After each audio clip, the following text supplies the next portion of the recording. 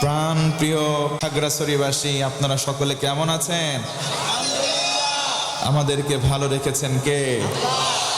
আমার বন্ধু মনোযোগ বাড়ায় দেন। তাফসীর ফি জিলালিল কোরআন আল্লামা সাইয়্যিদ কুতুব শহীদ রাহমাতুল্লাহি আলাইহি বলেন, ফি জিলালিল কোরআন হিয়া নি'মাল্লাহ। কোরআনের একটা ছায়া আছে, কোরআনের একটা শ্যাডো আছে।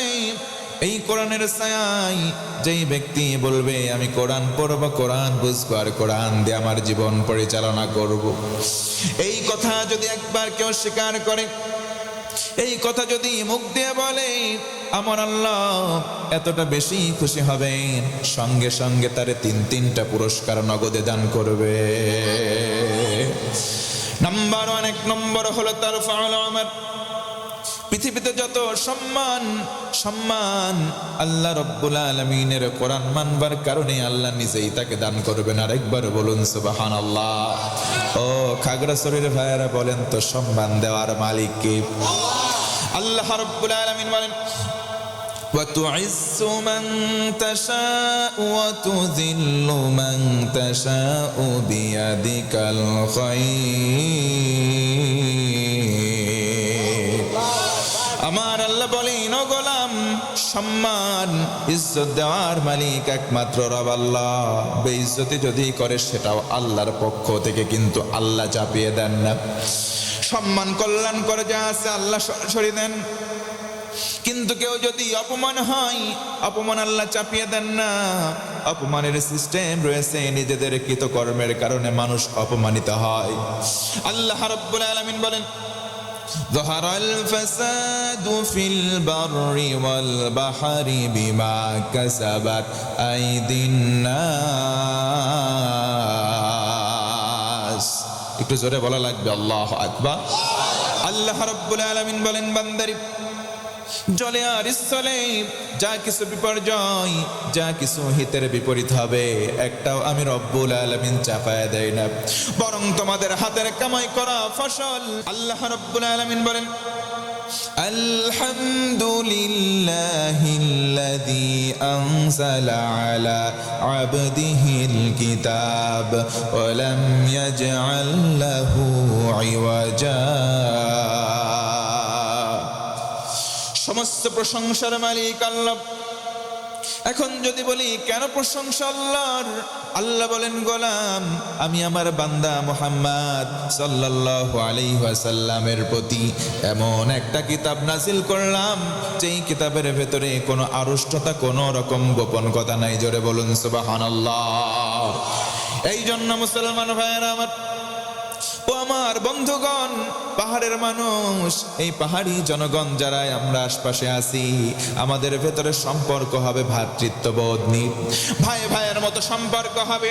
একজন আরেকজনের ভাই, শুধু মুমিন ভাই নয়, অন্যদেরকেও আমার দলে আসুক, অন্যদেরকেও ইসলামের ছায়াতলে আসুক, এটা আমরা চাই কি চাই না? তাহলে 1 নম্বর নীতি হলো, তাদের সঙ্গে আমরা আদল করব, ইনসাফ করব, তাদের সঙ্গে আমরা ন্যায়ের বিচার করব, তাদের সঙ্গে আমরা মারামারি নয়, তাদের সঙ্গে দাঙ্গা ফাসাদ নয়, তাদের সঙ্গে কাঁধে কাঁধ, হাতে হাত মিলিয়ে কাজ করার নির্দেশনা আওয়াজ করে বলেন দিচ্ছেন কে? তার মানে মুসলমান বন্ধুগণ, গভীর মনোযোগ বাড়াতে হবে। আল্লাহ রাব্বুল আলামিন বলেন, ইন্নাল্লাহা ইয়া'মুরু বিল আদলি ওয়াল ইহসান।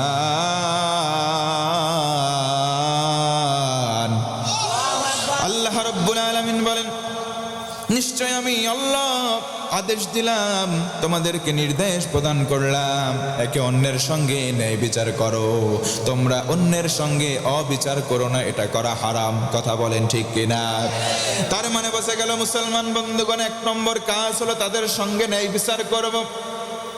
2 নম্বর আমল হলো তাদের সঙ্গে সুন্দর ব্যবহার, অমায়িক আচরণ করব। কেমন আচরণ? যাতে করে আমার আপনার মাধ্যমে তারা ইসলামকে বোঝে। এমন কোন আচরণ করব না, এমন কোন রাগ প্রদান করব না, এমন কোন ভাষা প্রয়োগ নয় যেটা বোঝার পর তারা মনে মনে কথা যাতে না বলে যে মুসলমানরা বোধহয় এরকম। কোশ্চিন কালেও যেমন এই সুযোগ না পায়, আল্লাহ যেন আমাদের সুন্দর ব্যবহার করার তৌফিক দেয়, পড়ি আমিন। আমার বন্ধুগণ, মনোযোগ বাড়াতে হবে। ফাবিমা রাহমাতিম মিনাল্লাহি লিনতা লাহুম। একবার আওয়াজ করে বলুন তো আল্লাহু আকবার। আল্লাহ রাব্বুল আলামিন বলেন, আল্লাহর রহমতে তুমি তাদের প্রতি কোমল হয়েছিলে। নবীজি আমার ভিন্ন হাদিসের মধ্যে উল্লেখ করেন, ইরহামু মান ফিল আরদ ইয়ারহামুকুম মান ফিস সামা। জমিনের মধ্যে যারা আছে তাদের প্রতি রহমদিল হও, তাদেরকে দয়া করো। আসমানের মালিক, আরশের মালিক যিনি, তিনিও তোমাদের উপরে দয়া করবেন। ও মুসলমান ভাইয়েরা বলেন তো, দয়া পাওয়ার দরকার আল্লাহর আছে না নাই? আমরা অনেকে আজকে আল্লাহর দয়াল আল্লাহ বলি না, অথচ আল্লাহ হলেন রহিম, আল্লাহ হলেন রহমান। তার মানে বোঝা গেল স্পষ্ট, দয়াল আমাদের আল্লাহ। জোরে বলেন তো দয়ালকে। অনেক মানুষ আমাদের বাংলাদেশে আছে, বলে দয়াল বাবা, বলে দয়াল বাবা। আমি বলবো না, দয়াল হলেন, জোরে বলেন কে? তার মানে বোঝা গেল, যারা দয়ালকে আল্লাহ না মেনে দয়ালকে বাবা বলবে, তারা শিরিক করলো। কথা বলেন ঠিক কিনা? কারণ দয়া আমার আল্লাহ ছাড়া কেউ করতে পারেন না। দুনিয়াতে যারা আছে খাজা বাবা, অনেক ল্যাংটা বাবা, এইগুলো বাবা নিজের হিসাব নিয়ে ব্যস্ত থাকবে। দয়া যদি করতে পারে একজন, আওয়াজ করে বলেন তো তিনি কে? 3 নম্বর আচরণ হবে মানবিকতা। 3 নম্বর সহানুভূতি, মানবিক আচরণ দেখাবেন। এই যে শীতের রাত চলে, কনকনে শীত, অনেক বেধর্মী হতে পারে, তার গায়ে কম্বল নাই, শীতের পোশাক নাই। আপনি একটা সংস্থার মালিক আছেন, সংস্থার সদস্য আছেন, আল্লাহ আপনার ধনাঢ্যতা দিয়েছেন, আপনি সেখান থেকে একটা কম্বল কেনেন, শীতের মোটা পোশাক কিনে তাকে দান করেন। আল্লাহ রব্বুল আলামিন এই নির্দেশনা দিলেন, এখান থেকে তারা বুঝবে এটার নাম ইসলাম। কথা বলেন ঠিক কিনা? তার মানে মুসলমান যারা আমরা, আমাদের রন্ধ্রে রন্ধ্রে আছে ইসলাম, যারা ইসলাম মানে তাদেরকে মুসলমান বলা হয়। নামের শুরুতে মোহাম্মদ, শেষে শুধু ইসলাম ব্যবহার করলেই সে মুসলমান হতে পারে। এই যে 3টা মানবিক আচরণের একত্রীকরণ, একটা গুণাবলী একজনের মধ্যে ছিল। আল্লাহ নবীর জামানায় নবীজি যখন কোরআনের দাওয়াত প্রচার শুরু করে দিলেন, নবীজির হাতে হাত দিয়ে কালেমা পড়ে অনেকে মুসলমান হন। আবার অনেকে নবীকে পাগল পাগল বলে, বলে বলে দূরে দূরে তারাই। ও মুসলমান বলেন তো দেখি, আল্লাহ নবীর জামানায় ইসলাম প্রচার করা সহজ ছিল না কঠিন ছিল? কিন্তু কঠিন হলেও নবীজি কঠোর হন নাই। একদিন সাহাবীদেরকে নিয়ে মসজিদের মধ্যে বসা আছেন, একজন ইহুদি রাস্তা দিয়ে হেঁটে যায়।